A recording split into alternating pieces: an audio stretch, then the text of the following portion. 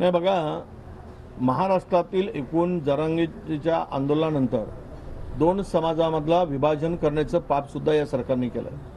हे काही लपून राहिलेलं नाही.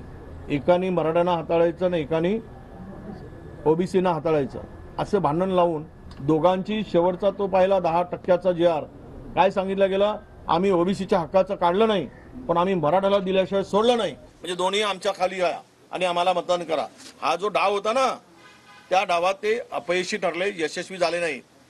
ते जे प्रयत्न केलेत हे त्याचं फलित आहे. तुम्ही किती काळ लोकांना बनवणार आहात.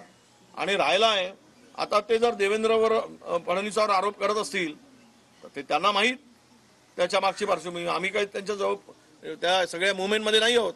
पण असं काही होत असेल तर याची चौकशी मात्र झाली पाहिजे.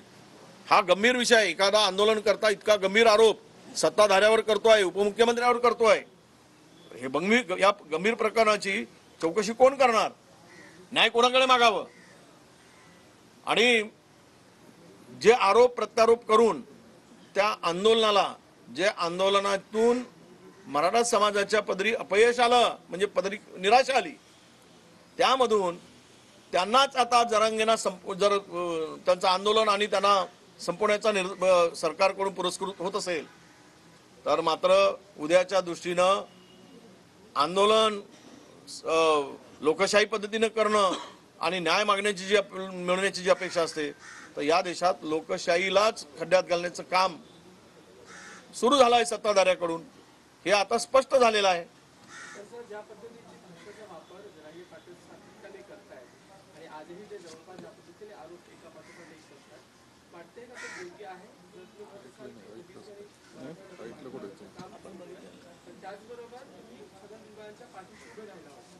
नाही, हे बघा, आता जरांगे काय म्हणतात मी तर फार काय ऐकलं नाही, कारण मी त्यांचं ऐकणं सोडून दिलं आहे.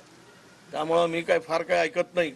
आम्हाला हे त्यांच्या विरुद्ध जे काही बोलणारे होते, दुसरा एक गट उभा केला पर्याय, हे आंदोलन मराठ्याच्या हक्कासाठी लढणारा आंदोलनाचा बिमोड करण्यासाठीच झालेला हा प्रयत्न आहे.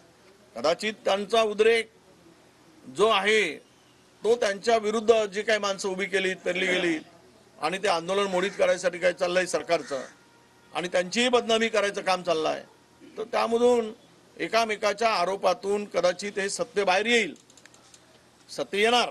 आणि यातून ज्या पद्धतीनं यांचे वक्तव्य येत आहेत हे आत्ताच्या महायुती सरकारला खड्ड्यात घालणारच आहे.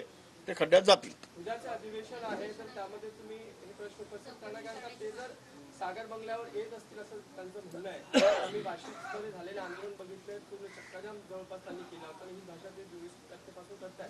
सरकार म्हणून त्यांचं समाधान करावं, हे सरकारचं काम आहे, आमचं काम थोडी आहे. सीएमनी बंददार काय चर्चा केली, आता देवेंद्रजीवर त्यांचा आरोप असेल, सीएम साहेबावर आरोप असेल, तर त्यांनी त्याचं समाधान करावं की हे वस्तुस्थिती सांगावी की तुम्ही काही चुकीचं करताय, चुकीचं बोलताय, त्याला आधार नाही.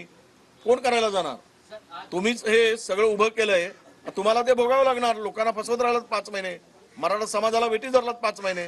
त्यावेळेस पहिल्याच वेळेस का आंदोलन तुम्हाला आज जे करता आलं ते त्यावेळेस का नाही करता आलं? तुमच्या घरातले माणसं पाठवत होता त्यांच्याकडे, शासकीय वकील यंत्रणा कामाला लावली होती.